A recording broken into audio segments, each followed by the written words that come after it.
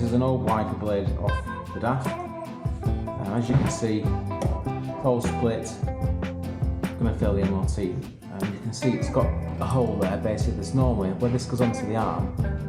There's a nut and a bolt that holds it on. So replacements then, there's two blades, a 20-inch and a 24-inch. So the one that covers the passenger side is a 20 on the right-hand drive. It's 24-inch, and the driver's side is a 20-inch. So basically, what you want to do, you just need to swap these over.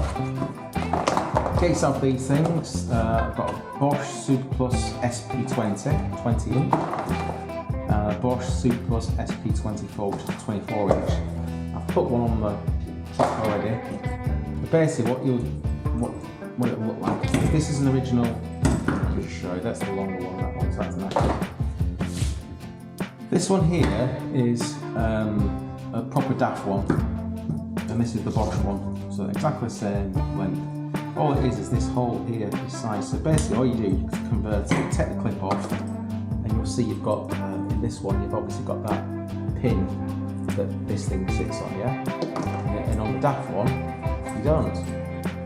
So all you need to do is just drill this out, drill that rivet out there, basically, drill that out, and that's that rivet will pop out, make the hole a bit bigger to match up with it, and then you've basically got the equivalent of that, and that'll go straight on.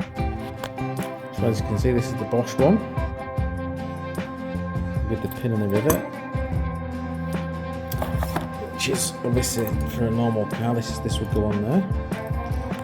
So you take that out, basically throw that away, drill that out, get rid of that pin, and then you'll end up with what looks like the original DAF one.